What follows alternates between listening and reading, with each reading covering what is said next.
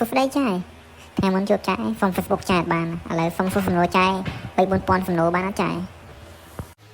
ចាសុស្ដីបងអត់អីទេបើបងចង់សួរសំណួរចាយសួរចាស់ឥឡូវអង្គុយសិនណាចាំសួរចាយនិយាយមិននិយាយលេងចាយខ្ញុំសួរសំណួរបើចាយអញឆ្លាតត្រូវអត់ត្រូវមកសំណួរខ្ញុំថើបអក្សរណាចាយចាយដៃកុហកកូនក្មេងមកពីណាឡើងអង្គុយសិនណាចាយខ្ញុំចង់អង្គុយចិត្តចាយបានអត់មានអីអនឡាញចង់អង្គុយចិត្តចាយក៏បានចង់អង្គុយលើផ្លូវចាយក៏បានឥឡូវខ្ញុំចាប់តាមសួរណាចាយបើចាយឆ្លើយមិនត្រូវប្រយ័ត្នខ្ញុំចាប់ថើបអត់ទេទេអូនចាំចាយព្យាយាមឆ្លើយទៅអូនតើ2 + 2ស្មើនឹងប៉ុន្មានចាយចាអូនតូច2 + 2ស្មើនឹងប្រហែលហើយត្រូវហើយចាយឥឡូវខ្ញុំសុំសួរចាយមួយសំណួរទៀតតើការ៉េចុះនៅពេលណា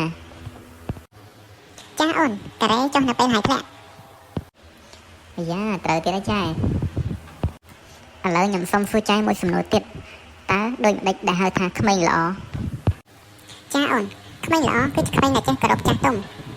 និងចេះស្ដាប់បង្គាប់ឪពុកម្ដាយចាស់ឧទាហរណ៍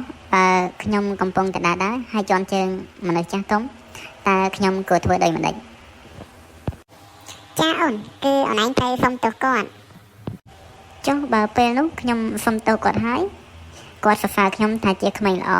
បន្ទាប់មកគាត់ឲ្យខ្ញុំ5,000រៀលតើខ្ញុំគួរធ្វើម្ដេចទៀតចាចាអូនពេលនោះអូនឯងត្រូវតែជន់ជើងគាត់មួយខាងទៀត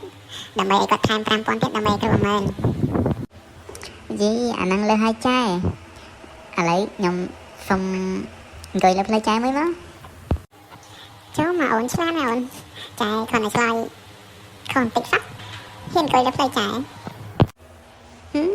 ចាយសំណាងហើយដែលខ្ញុំមិនថើបខ្ញុំថាបើចាយឯងឆ្លើយខុសតែមួយសំណួរខ្ញុំថើបចាយឯងហើយតែសំណាងខ្ញុំអត់ថើបខ្ញុំសុំអង្គុយលើផ្លូវបន្តិចសោះណាអញ្ចឹងចាយខ្ញុំសុំលាទៅផ្ទះវិញហើយហ្នឹងហើយទៅផ្ទះសិនចុះអូនចាំថ្ងៃក្រោយចាំមកសួរចាយទៀត